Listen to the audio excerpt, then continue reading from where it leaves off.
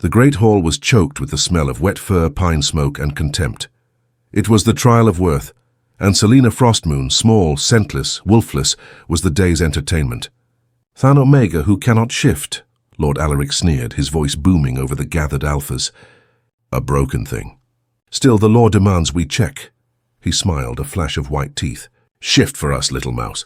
The hall erupted in laughter. Selena stood on the cold trial stone, trembling, her gaze locked on the silent Alpha King Rowan Ironfang, whose shadows felt colder than the floor. The laughter was a physical weight, pressing Selena down. It was a familiar burden, this shame. She was an error, a flaw in the pack's perfect, powerful weave. Her mitigers were the heart, the warmth, the nurturers. She was cold. She had no wolf scent to offer comfort, no inner fire to soothe an alpha's pride. She was just Selena, and it was never enough. Alaric's challenge hung in the air, sharp and glittering as an icicle. "Shift," he repeated, savoring her humiliation. She closed her eyes. Her breath hitched, a tiny white cloud in the frigid hall. She tried. As she had every day of her life, she reached inside, searching for the spark, the fire, the other that was supposed to be there. She sought the rush of warmth, the ache in her bones, the animal instinct that defined her people. And as always, she found nothing, only a hollow, aching void. A place of absolute zero, see? Alaric chuckled, turning to the other lords. Nothing. A sterile, worthless, a sound cracked through the hall. Not a roar, not the snap of bone. It was the sound of a winter pond freezing over, a sharp, singing scree. Selena opened her eyes. The jeering face of Lord Alaric was gone, replaced by a mask of stunned disbelief. The laughter had died, strangled in 100 throats. The air in the great hall, once hot and stuffy, had plummeted. A collective gasp rose as visible puffs of mist. Selena looked down. The trial stone, a dark, blood-stained piece of ancient granite, was no longer black. It was white. A delicate, intricate lacework of frost had exploded from beneath her bare feet, covering the entire dais. It climbed the stone steps, freezing the damp moss in the cracks, sheathing Alaric's fur-lined boots in a silvery cage. He tried to move, and his foot, frozen fast to the floor, held him captive. She had not shifted. She had changed. The silence was absolute. It was a silence of fear. The alphas, predators who feared nothing, were staring at her not as a joke but as an omen. "An abomination. Witchcraft," one whispered, his voice trembling. "A curse. Seize her." Alaric roared, panic making his voice shrill as he tried to yank his boot free. The guards surged forward, their own alphas, their power rolling off them in waves of intimidation. They were trained to subdue, to control. They reached for Selena, their hands like claws. Selena flinched, a tiny, desperate sound caught in her throat. She threw up her hands to shield her face. The air pressure dropped. The frost on the floor didn't just spread, it leaped. It raced up the guards' legs, brittle and fast, covering their chainmail in ice. They stopped, frozen not just by the cold, but by the sudden terrifying display of a power they had never seen. It wasn't a wolf's strength. It was the land itself, ancient and indifferent. "Enough," the voice cut through the panic like a blade. It was not loud, but it held the iron resonance of absolute command. Rowan Ironfang, the Alpha King, rose from his throne. He had not moved until now, a creature of shadow and stone, observing. He was massive, larger than any alpha in the room, his black fur-lined cape making him seem a part of the mountain his fortress was carved from. His face was hard, cut from the same granite as his hall, and his eyes were the color of a winter sky before the storm. He walked down the steps, his own boots making no sound on the frosted stone. The ice did not touch him, or perhaps it simply dared not. He ignored the struggling alphas, his gaze fixed entirely on Selena. She was still trembling, her hands over her face, expecting a blow. She was a tiny, fragile thing in the center of a circle of her own making. Rowan stopped directly in front of her.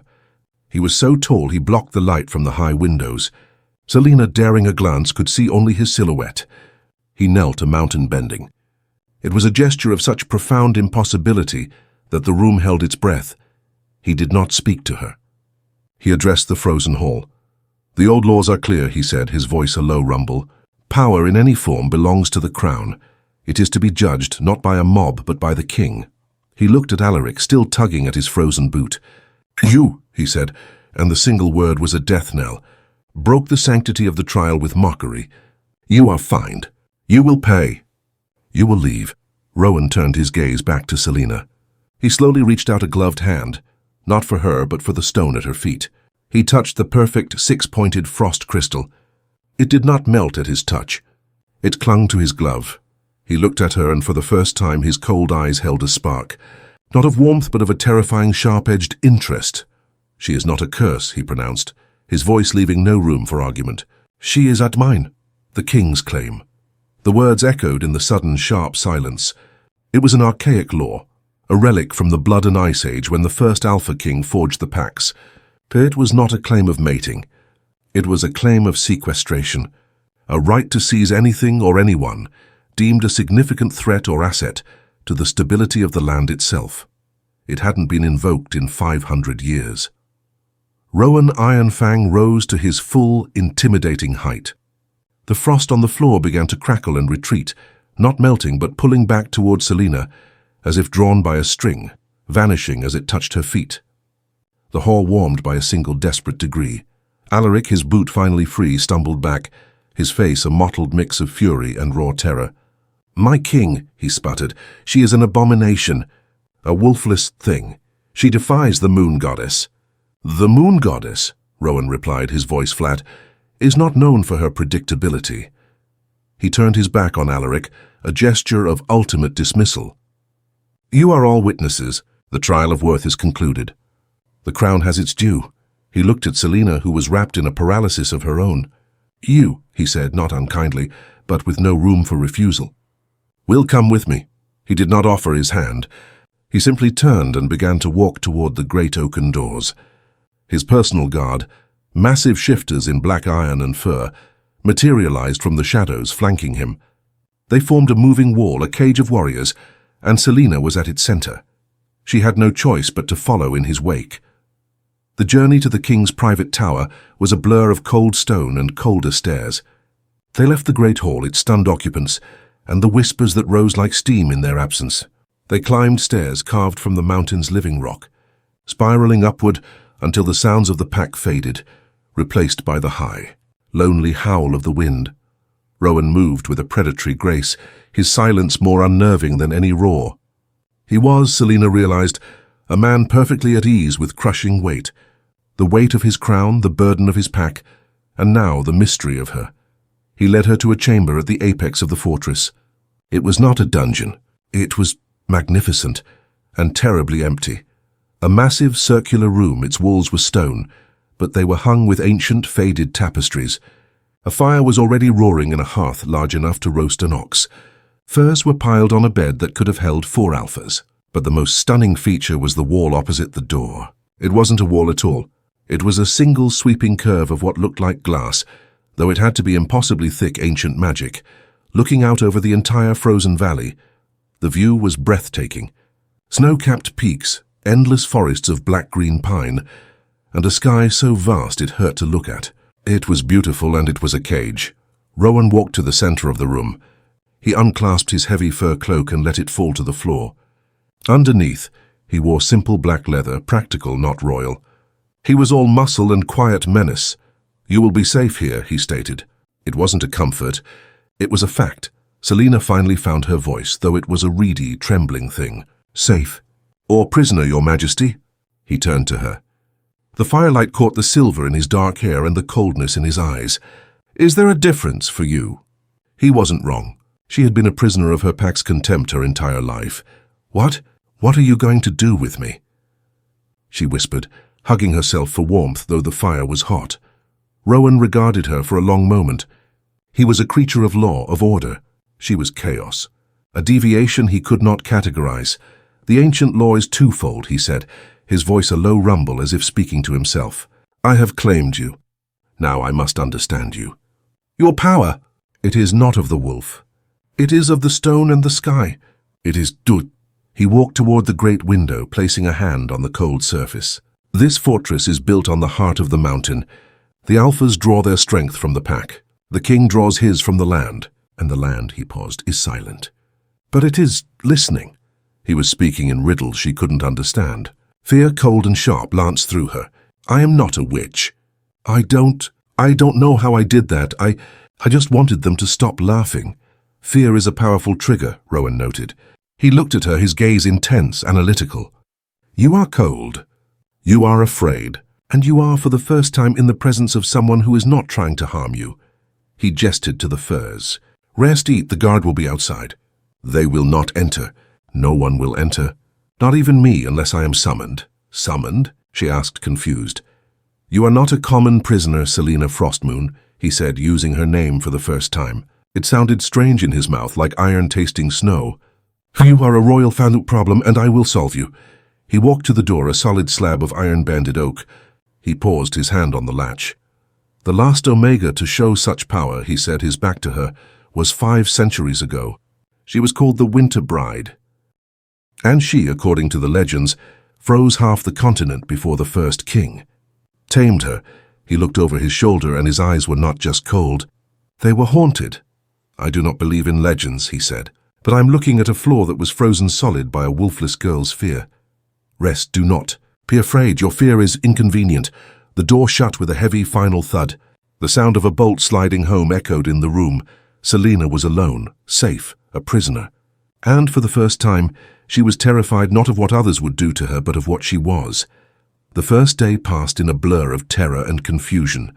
Selena did not touch the tray of food, roast fowl, hard bread, spiced cider, that a silent guard left just inside the door before retreating. She sat on the massive bed, wrapped in a fur that smelled faintly of pine and the Alpha King, and watched the snow fall outside the great window. It was, she had to admit, the most comfortable prison imaginable. There were no jeers, no alphas shouldering her aside, no pitying, fearful glances from the other Omegas. There was only the sound of the wind, the crackle of the fire, and the steady, heavy tread of the guard pacing outside her door. The silence gave her time to think, and her thoughts were terrifying. Which abomination curse? The words of the pack echoed in her head. But Rowan Ironfang hadn't used those words. He had used others, power, old land, she had always been called. Even as a child, while other pups wrestled and nipped, generating a playful, musky warmth, Selena had preferred to sit in the snow, her small hands numb, feeling at home. The pack healers had said she was frost-touched, that the cold had settled in her bones and smothered the spark of her wolf. She was a failure, a tragedy. But what if she wasn't a failure? What if she was different? On the second day, curiosity began to outweigh her fear. The food was replaced by another silent guard. This time she ate. The warm cider felt strange, fighting the innate chill in her veins. She explored the room. It was vast, a true king's chamber. The tapestries she had dismissed were, upon inspection, ancient and extraordinary. They didn't depict battles or hunts.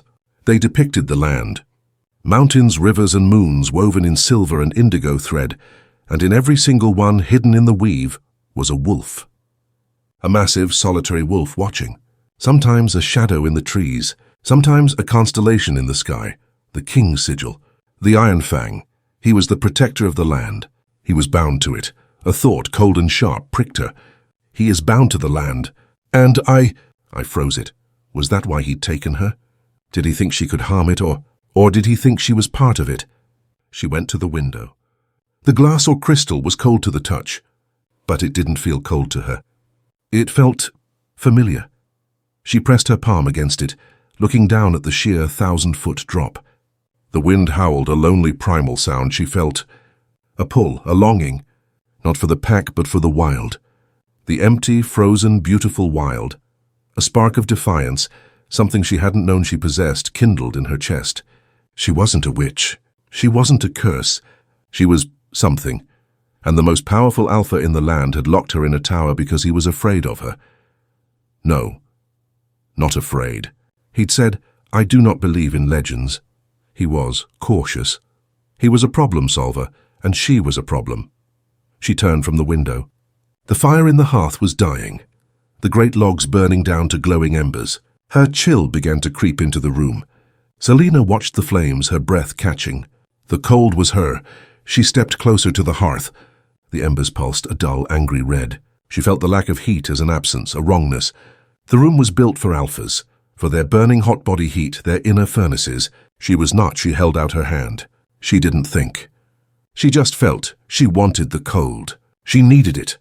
A wisp of white vapor like a tiny cloud left her palm and drifted toward the fire. Had hit the embers. The sound was sharp, violent. The red embers didn't just die.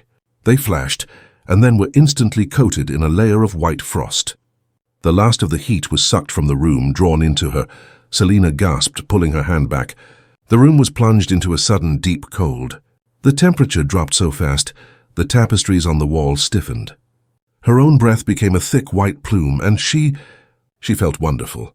A jolt of energy, pure and exhilarating, shot up her arm. The hollow, aching void inside her wasn't a void at all. It was just empty, waiting to be filled. Then the cold had filled it. A sharp rap on the door made her jump, her heart hammering. "Selina!" The king's voice. Not a request. A command. The fire. What happened? He must have felt the temperature drop even through the thick oak.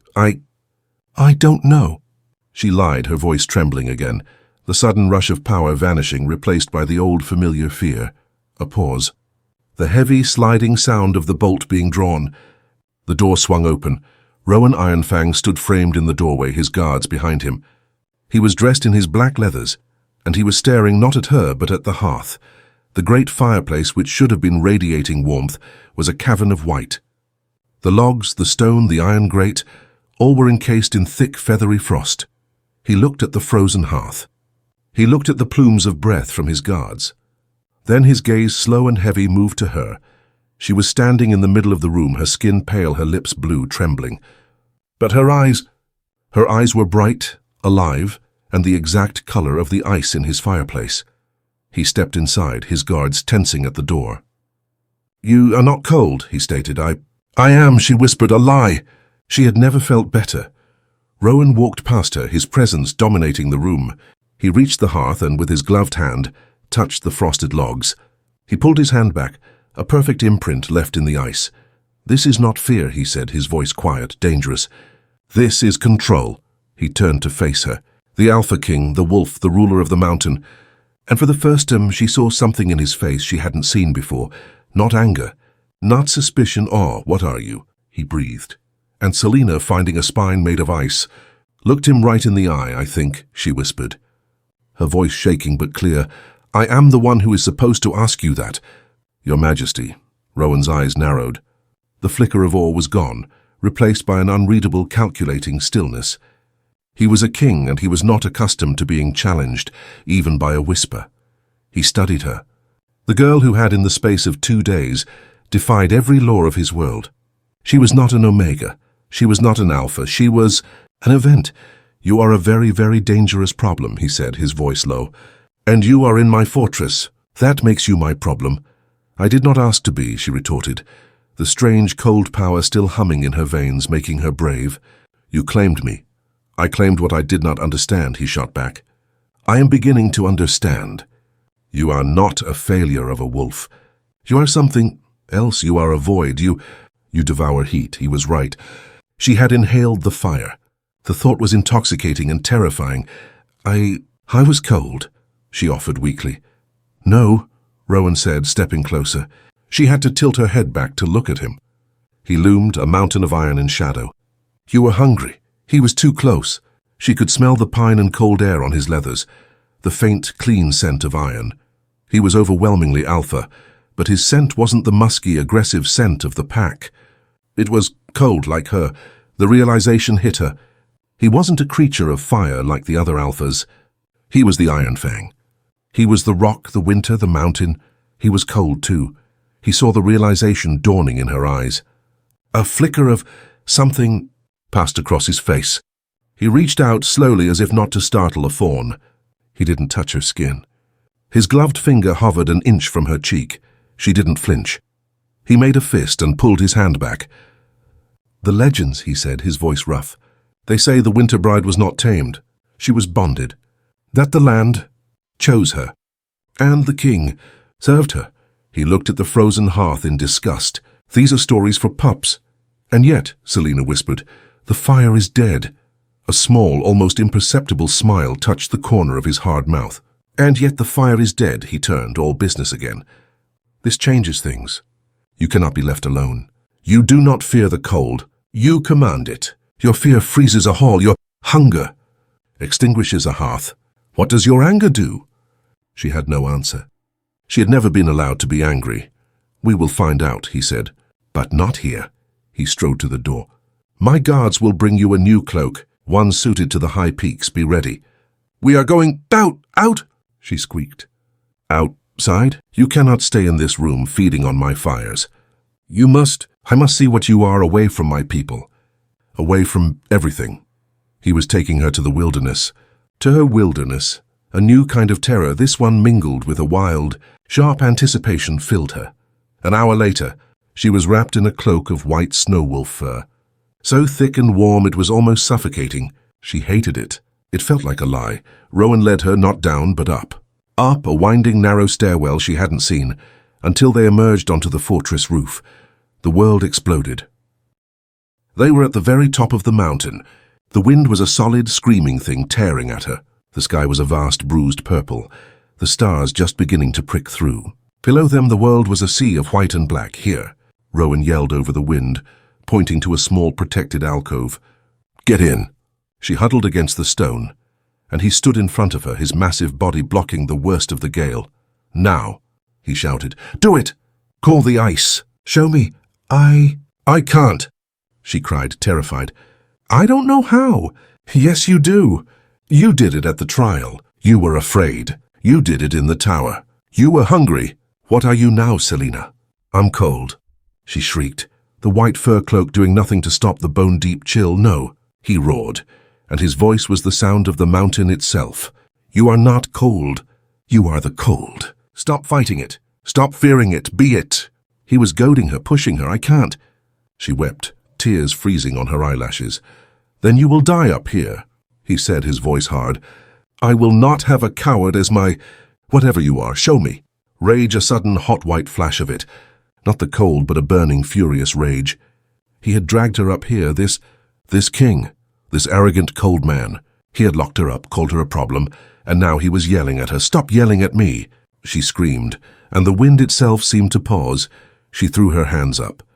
The heavy, suffocating white cloak. She hated it. The cloak, the fur of a wolf, a creature she could never be, froze. It became brittle, stiff, a cage of ice. With a surge of strength she didn't know she possessed, she shrugged. Crack! The frozen cloak shattered, exploding off her shoulders in 1,000 pieces of icy fur. She was left in her thin linen shift. The wind at 20 below hit her bare skin. It felt glorious. She stood up, her hair whipping around her face. The wind didn't bite her. It caressed her. The cold didn't sting. It sang to her. Rowan was staring. His face was unreadable, his own hair and fur rough-whipped by the wind. Selina took a deep breath. The air was so cold it should have burned her lungs. Instead it filled her, the same way the cold from the hearth had. She felt powerful. She felt full. Well, she said, her voice clear and carrying over the wind. No longer a whisper. You wanted to see. Here I am. Rowan Ironfang looked at the wolfless girl standing in a blizzard, in a linen shift, unharmed and defiant. He looked at the shattered, frozen remnants of the alpha fur cloak at her feet. He took a step back, and for the first time, Selina saw his breath, a white plume of mist in the air he commanded. He was cold. She was not.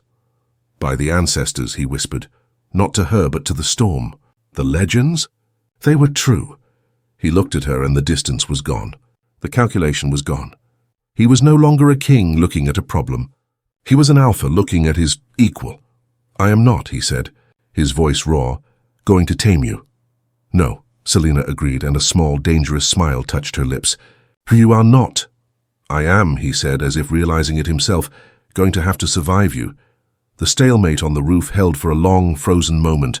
The king and the omen equals in the eye of the storm. Selina's defiance was a new, fragile thing, and it was rooted in the very power that had once made her an outcast. Rowan was the first to break. He didn't bow, but he yielded. The tower, he said, his voice a low command, is no longer for your protection. It is for mine. He turned and led the way back down the stairs, his shoulders set. He was, she realized, deeply unsettled. The world he knew, a world of alpha, beta, and omega, of wolf heat and pack law, had just been fractured. He, a creature of absolute order, was now facing absolute chaos. When they returned to her room, the frosted hearth was still a cavern of ice. Rowan looked at it, then at her. He seemed about to speak, then thought better of it. He left without a word, but this time he did not bolt the door. Selina was alone, but the dynamic had shifted. She was no longer a prisoner. She was a resident, a very, very dangerous resident. She spent the next few days in a strange, quiet truce. Food was left, the fire was not relit, and she was left alone. She found she didn't need the fire. The room remained at a steady, sharp chill that kept the guards from lingering, but which she found was comfortable. She returned to the tapestries. Now she looked at them with new eyes. She found the one she had been seeking. It was in a darker corner, half hidden by a shadow. It was older than the others. The threads faded, the colors muted. It depicted a massive, dark wolf, the Iron Fang King, standing before a woman. The woman was not woven in color. She was woven in threads of pure, shimmering silver, the color of moonlight on ice. She had no wolf at her side. Her hands were outstretched, and from them a silver, frost-like pattern was spreading, touching the mountains, the trees. The Wolf King was not fighting her. He was kneeling. At the bottom, in the old runic, was a single inscription. Anima Terrae, Anima Regis, the soul of the land, the soul of the king. The winter bride, Selina whispered, tracing the silver thread with a finger that felt just as cold. She was not a curse. She was a balance. She heard a soft sound at the door. Rowan stood there, watching her. He was not in his leathers, but in a simple, dark tunic. He looked tired. "You found her," he said, his voice quiet. He walked into the room, his gaze fixed on the tapestry. "She was not a bride," Selina said, not looking away from the silver-threaded woman. "She was a force." "She was both," Rowan said. He stood beside her, so close their arms brushed. She didn't flinch. He didn't move away. The first king did not tame her. He allied with her. The land was new, wild. The first alphas, they were all fire and blood. They burned. They were too hot. They would have destroyed the long winter, and in doing so destroyed themselves. He looked at Selina. She was the balance, the cold. She came and the land had settled. The alphas learned control. They learned to bank their fires, and in return the king offered her his protection, his strength, his wolf. He became her anchor, her warmth when she needed it. She froze a continent, Selina whispered, remembering his words. She healed a continent that was on fire, he corrected. The legends? They are told by alphas. They remember the cold, not the fire that necessitated it. A long silence. "Why are you telling me this?" Selina asked. "Because," he said, turning to face her, "yesterday on the roof I was not the only one who was cold. I was, my men. They felt the chill. You were not." He looked at her, his dark winter sky eyes filled with a dawning, terrible understanding. "You are not an Omega. You are not anything I know, but I think you are her, reborn. I am not a legend," she said, her voice shaking. I am Selina. You are Selina Frostmoon," he said, his voice dropping. "Of the Frostmoon line. The line that was forgotten. The line that was said to have died when the last winter bride faded. Her power no longer needed. He reached out, and this time he did not stop. His bare fingers, warm from his own alpha heat, brushed her cheek. It was not a lover's caress. It was a test. A jolt like lightning, but cold, snapped between them. Shh! A tiny, perfect snowflake of frost appeared on his fingertips. He pulled his hand back as if burned. He looked at the frost on his fingers, then at her. She was terrified. She had hurt him, but he was not hurt. He was staring. He slowly closed his fist, the frost melting against his skin. "The power. It listens to you," he murmured. "But it reacts to me." He was, she realized, the opposite of her. The fire to her ice, the warmth to her cold. He was an alpha king, his body a furnace, his blood hot with command, and she was the void that devoured heat. "This," he said, his voice rougher now, "is more dangerous than I thought. We, a bride and a king. This is not a balance, Selina. This is a conflagration." He looked at her and the king was gone. It was just a man, an alpha, facing a power that threatened to undo him. "You need to learn control," he said, his voice hard. "Not for my sake. For yours. Because if you lose control—" "What?" she whispered. "You will not just freeze a hearth," he said, his gaze dropping to her lips. You will shatter us both." He turned and left, the door shutting, not with a thud but with a soft final click. Selina was left alone with the tapestry, her cheek tingling where he had touched her. She had been a joke, a prisoner, an omen, and now she was a danger. The truce in the tower became a fragile, unspoken thing. Rowan did not return, but his presence was everywhere. He sent gifts. They were not gifts of courtship. They were tests. First, a small half-dead mountain lily, its petals brown in a pot of frozen soil. Selina, seeing the flicker of life, touched the soil. The frost receded. She did not give it heat. She simply willed the absence of cold. The plant straightened. The next day, a block of obsidian, sharp and dead. She held it, and it became slick with a thin rime of ice. She felt nothing. It had no heat to give. It was a failure. The day after, a single perfect iron-grey wolf's feather. She held it, and it hummed. It was not hot, but it was alive. It resisted her, and she, fascinated, pushed. The feather did not freeze. It simply vibrated, a war between two opposing forces. She was learning. Her power was not just a shield. It was a tool. It was a part of her, a sense she had never known she had. She learned to call the frost to her fingertips, to create delicate, six-pointed stars of ice on the crystal window. She learned to pull the cold from the air, to make one corner of the room comfortable, while leaving the other at a deep chill. She was no longer afraid of it, but her isolation was a new kind of prison. She was lonely. She missed him, his arrogance, his certainty, the way his darkness seemed to balance her light. Her thoughts were interrupted by a sound from below, shouting, not the normal sounds of the fortress, but the angry barking roars of strange alphas. She ran to the window.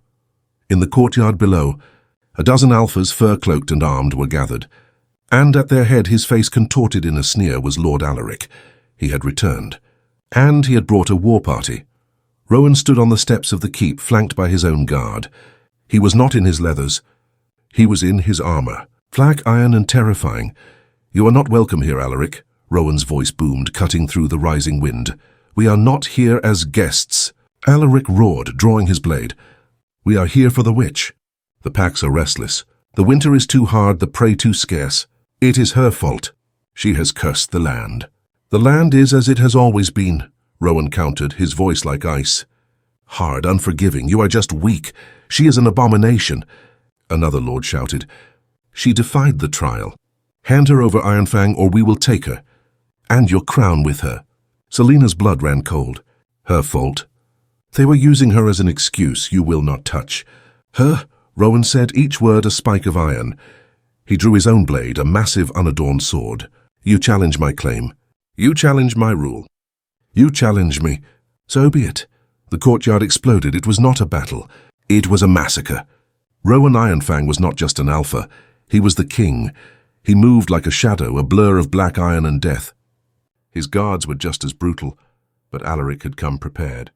He had brought his best, and they were desperate. They fought with a reckless, frantic energy, fueled by superstition and fear. They genuinely believed she was a curse. Selina watched, her hands pressed to the glass, her heart in her throat. She saw Alaric break from the fight, his eyes looking up at her window. "She is the weakness, Ironfang." Alaric screamed, dodging a blow. "She is your undoing." Rowan faltered, his gaze shifting up to her window for a fraction of a second. It was all Alaric needed. The rival alpha didn't attack. He ran. He and two of his men broke for the small side door that led to her tower. Rowan saw. "No!" he roared, cutting down an attacker. "Guards, the tower!" But it was too late. Alaric was inside. Selina's blood turned to ice. He was coming. The man who had mocked her, who had called for her death. He was coming. She backed away from the window, her body shaking. The old familiar paralyzing terror seized her. She was a mouse. He was the wolf. She heard them. Heavy boots on the stone stairs, grunting, laughing. The witch's nest. "We will burn her out." Alaric's voice echoed up the stairwell. Selina's back hit the far wall. She was trapped. Her power. It was gone, smothered by her fear. She was just a wolfless omega, small and weak. The door burst open. Alaric stood there, his sword dripping. He was massive, his face flushed with victory and bloodlust. His two guards flanked him. "So," he panted, his eyes raking over her, the little ice mouse. Not so brave now, are you? He stepped into the room. The king? He has a strange taste in bupettes. Stay away, Selina whispered, her voice trembling. Or what? Alaric sneered. You will freeze me? I'm an alpha girl. My fire burns hot. Hotter than your little parlor tricks. He took another step. Selina's fear was so total, so absolute that it broke. It shattered. And underneath it was not the cold, hollow void. It was rage. I said, Selina said, and her voice was not her own. It was the voice of the wind, the ice, the mountain. Stay away. The room dropped. It wasn't a slow chill. It was an explosion of cold. The air pressure plummeted so fast Alaric's ears popped. The tapestries on the wall shattered, the frozen threads breaking. A wind, a physical, howling gale erupted inside the room. It swirled around Selina, picking up her hair, whipping her thin shift.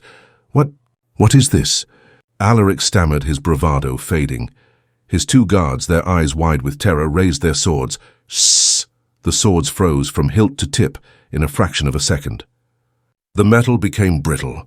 They swung and the blades disintegrated into silvery dust. Witch! One screamed and turned to run. He didn't make it to the door. The stone floor was covered in a sheet of ice so thick, so fast his feet were frozen in place. He was trapped. Alaric stared, his sword heavy in his hand. No, he whispered. Selina stepped forward. She was not her. She was taller, or she seemed it. Her eyes were not blue. They were white. Solid, glowing, brilliant white. She was the winter bride. She was the storm. You, she said, and her voice was a symphony of cracking ice, are weak. You are loud. And your fire is nothing. She raised her hand. Alaric, in a panic, threw his sword. It flew end over end at her heart. Selina didn't flinch. She just watched it. The sword stopped an inch from her chest. It hung suspended in the air, vibrating. Then it too began to freeze. Rowan Ironfang, his armor dented, blood on his face, burst into the room. Selina! So he stopped, his sword in hand, staring at the scene. His men trapped. Alaric terrified. And Selina, a goddess of winter, holding a sword in the air with her will. He had come to save her. He had arrived just in time to see her win. Rowan's voice broke the spell. But not the power. Selina turned her head. Her glowing, white-hot eyes met his. The storm in the room paused, swirling in mid-air. She was magnificent, and she was terrifying. She was a natural disaster in the shape of a girl. He tried to kill me, she said, her voice a frozen echo. I know, Rowan said, his own voice steady, though his heart was hammering against his ribs. He was looking at the physical manifestation of the land's power. He was an alpha. His instinct was to subdue. But he was also a king. His duty was to understand. Let him go, Selina, Rowan said, sheathing his sword, a gesture of supreme trust. He is not worth your power. Alaric stammered, his eyes darting between the king and the witch. She is a monster. Selina's eyes snapped back to him. The sword, still hanging in the air, began to vibrate. A high-pitched screaming whine. I am not a monster, she whispered. Selina, Rowan commanded, his voice sharp. He is baiting you. He wants you to lose control. He wants you to prove him right. Do not. He took a careful step into the room. The ice on the floor cracked under his boot, but it held. He was walking into the heart of her blizzard. You are not him, Rowan said, his gaze locked on hers. You are not a killer. You are the balance. You are the heart, the sword. Stopped vibrating. The rage in her white eyes faltered. It was replaced by a sudden, devastating confusion. The storm broke. The wind died. The glowing light in her eyes faded, returning to their normal, terrified blue. The sword, its enchantment gone, clattered to the ice-covered floor, and Selina collapsed. The power, the rage, the fear, it had taken everything. She fell like a puppet with its strings cut. Rowan was moving before she hit the ground. He crossed the treacherous ice in 2 strides, catching her, his black iron and leather-clad arm wrapping around her thin waist. She was ice. Her skin, her shift. She was so cold she burned him. He pulled her against his chest, his own internal alpha furnace roaring to life. He was the only source of heat in a room that had become a tomb. Get out, he snarled at Alaric, his voice a low predatory growl. Alaric and his men, their terror greater than their frozen limbs, ripped themselves free, leaving skin and boot leather behind on the ice. They scrambled, falling, crawling, fleeing the room, the tower, the fortress. They did not look back. Rowan was alone with her. "Selina," he whispered, his voice rough. He brushed the hair from her face. Her skin was so pale it was translucent. Her breathing. It was shallow. Too shallow. "No," he growled. "No, you don't. You do not do this. You do not show me that—" "And then die on me." He scooped her up. She was impossibly light. He carried her out of the frozen, ruined chamber, his armor clanking. He kicked the door shut on the ice, sealing it away. He didn't take her back to her bed. He took her to his. His chambers were not in the tower. They were deep in the mountain's heart, a room of stone and fire. A massive hearth, the twin to hers, blazed, filling the room with a deep, pulsing warmth. He laid her on the furs before the fire, but she didn't respond. She was fading, the cold. She had become it, and now it was consuming her. "No," he said again, a desperate command. He had one last desperate idea. The legend. Anima terrae. Anima regis. The soul of the land, the soul of the king. He was her anchor. Her warmth. He stripped off his iron gauntlets. He knelt beside her. He looked at her, a fragile, frozen bird. You are the most infuriating, terrifying, beautiful thing I have ever known, Selina Frostmoon," he whispered to her still form. He placed his bare hands on her chest, right over her heart. His hands were hot, alpha hot, burning with his life. His power, his wolf. Her skin was ice. He pushed. He didn't just give her his warmth. He poured his life into her. His energy. His fire. He says it was the sound of a forge-hot blade being quenched in a frozen lake. A cloud of steam erupted from her, enveloping them both. It was agony. It felt like his hands were being flash-frozen, the skin burning, blistering, dying. He roared, the sound half man, half wolf, but he did not pull away. He held on. He poured his fire into her void, his heat into her cold. He was the anchor. He would not let her drift away. He was balancing her. The steam cleared. His hands were raw, red, blistered and shaking, but they were warm. He looked at her face. A flush of color was creeping back into her cheeks. Her lips, once blue, were now a soft pink. A single ragged breath shuddered through her. Her eyes fluttered open. They were blue. Not white. Not ice, just blue. She looked at him, confused. She looked at his hands, raw and burned, still resting on her.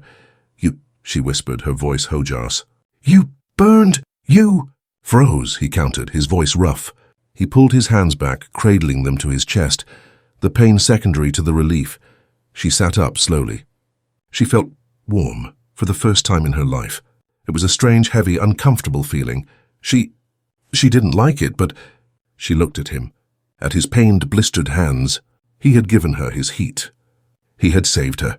He was vulnerable, the great, cold alpha king. He had burned himself for her. She reached out, her own hand still so cold, and touched his blistered skin. He flinched, but didn't pull away her touch. It didn't freeze him, it soothed. The red, angry skin calmed, the blisters receded. She wasn't pulling his heat. She was healing him. He stared, his dark eyes wide, as she, the girl of ice, gently, meticulously, healed his fire burns with her cold. "We are," he breathed, as she finished, her cold fingers wrapped around his. "We are a disaster." "No," Selina said, and her voice was no longer a whisper. It was hers. "I think," she said, looking at their joined hands, his dark and hot, hers pale and cold, "I think we are the balance." The firelight danced on the stone walls, casting their shadows long and intertwined. Rowan didn't pull his hand away. He held hers. His skin was whole again, but the echo of their connection, his fire, her ice, thrummed between them. The legends," he said, his voice hesitant for the first time. "They are not just stories." "No," Selina agreed. She felt settled. The hollow, aching void was gone. The burning, uncomfortable warmth he had poured into her was also gone. She was just her, balanced. The cold was hers to command, but it no longer was her. "What you did," he said, his gaze intent, "in the tower. That was elemental, and what you did here, that was life." He had seen her power as a weapon, as a threat. Now he saw it as healing. He looked down at his hand, now held gently in hers. "You are more." A silence fell, heavy and warm, broken only by the crackle of the fire. He was an alpha. She was other. The laws of their world were clear, and they, in this moment, were breaking all of them. "Alaric," she said, her voice small. "He will come back." "No," Rowan said, and the iron was back in his voice. He squeezed her hand. "He will not. He and his pack and every pack saw what you did. They will not call you witch. They will call you power, and they will fear you. I don't want them to fear me," she whispered. "No," he agreed, his voice softening. "You are not a creature of fear. You are a creature of balance. And I am the king. My word is law." He stood, pulling her gently to her feet. She was steady. She was strong. "The old laws," he said, "are insufficient." He walked to the center of his chamber, to the great stone table carved with the map of his lands. "The king is bound to the land. That is the first law. He is bound to the pack. That is the second." He looked at her, his eyes, the color of a winter sky, locking on hers. "But the oldest law, the one from the tapestry. Anima terrae. Anima regis. The land chooses, the king serves. The Alpha King, the Iron Fang, the ruler of the mountains, knelt. He went to one knee, not as a lover, but as a vassal. He took her cold hand, his own warm, and he pressed it to his forehead, a gesture of fealty. "I am the soul of the king," he vowed, his voice raw. "And you are the soul of the land, Rowan," she breathed, his name a sharp, cold breath in the warm room. "The laws, they are not broken," he said, looking up at her. "They are fulfilled. You are not my prisoner. You are not my problem. You are my queen." "Queen?" she said, the word foreign, impossible. I am Wolfless. I am Omega." "You are Frost Moon," he corrected. "You are the balance to my fire. You are the ice to my iron. Without you—" He looked around his fortress, his kingdom. "We burn. We have been burning. Too hot, too alpha for too long." He stood. He did not touch her. He just looked at her. The world must be told. The laws must be remade. But not by me. By us. He was offering her everything, not just his protection, not just his name. He was offering her his power.